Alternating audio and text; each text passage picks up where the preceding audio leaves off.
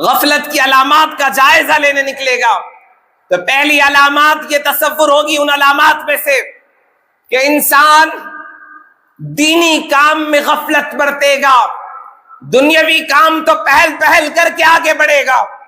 یہ پہلی نشانی ہے۔ ہم اور آپ جائزہ لیں، اللہ اور اس کے رسول کی دین کی خاطر، مصطفی انقلاب کی خاطر، ہم پیغام دین کو پہنچانے کی خاطر یا عمل کے میدان میں ہم کتنے پابند ہیں۔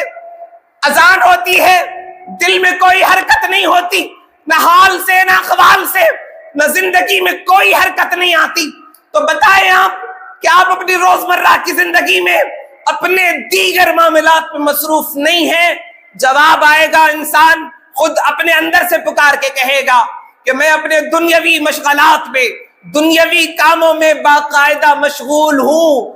دینی کام کی جب بات آ جائے، اللہ رسول کی بات آ جائے، پھر انسان کا دل تنگ ہو جائے، سمجھنا یہ غفلت کی پہلی نشانی ہے۔ انسان اب ان وادیوں کا مسافر بن رہا ہے کہ وہ غفلت کا آغاز کر رہا ہے۔ آگے صوفیہ فرماتے ہیں، بزرگان دین لکھتے ہیں، محدثین مفسرین لکھتے ہیں کہ دوسری علامات یہ ہے کہ انسان علانیہ گناہ کرے گا، گناہ پر پھر اس کو کوئی پچھتاوا نہیں ہوگا۔ آج دیکھیں، آج بزرگ حضرات ناراض نہ ہونا، اپنے چھوٹوں کی تربیت بھی کیسے کر رہے ہیں کہ میں نے 50 سال ایسی زندگی گزاری ہے، اپنی ان گناہوں بھری زندگی کو آپ فخری انداز میں اپنے آنے والی نسلوں کو سنا رہے ہیں۔ اللہ نے پردہ ڈالے رکھا ہے ہمارے گناہوں پر، وہ ستار العیوب ہے، گناہوں پر پروردگار نے پردہ ڈالا ہوا ہے، لیکن صبح اٹھ کے وہ اپنے گناہوں کو فخری انداز میں دنیا کو بتائے گا کہ میں نے یہ کیا ہے، میں نے یہ کیا ہے۔ تو یہ دوسری علامت ہے۔ انسان غفلت کی دوسری علامت یہ ہے کہ وہ گناہ کر کے اعلان کرتا پھرے گا۔ اب آپ اور آگے جائیں تو آپ کو ان مراحل سے ہوتے ہوئے آپ گزریں گے کہ جب آپ دیکھیں گے انسان فضول گفتگو کرے گا۔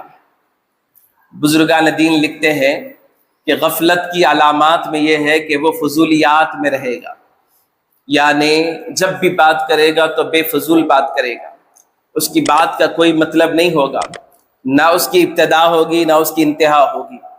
اب آپ غور کریں، ہم اور آپ جائزہ لیں اپنی زندگیوں کا۔ ہمارے پاس دنیاوی امور پر بات کرنے کے لیے بہت وقت موجود ہے، اور یہ بڑا اپنے آپ کو مفکر کہنے والا، بڑی سوچ رکھنے والا، اس کو دنیاوی حالات کا بھی جائزہ ہے، ملکی حالات کا بھی اس کے پاس رپورٹ ہے، عالمی دنیا میں کیا ہو رہا ہے یہ بھی اس کو معلوم ہے۔ اب آپ دیکھیں، سب کچھ معلوم ہے، لیکن جب گفتگو کرے گا تو بے فضول گفتگو کرے گا۔ بزرگان دین لکھتے ہیں کہ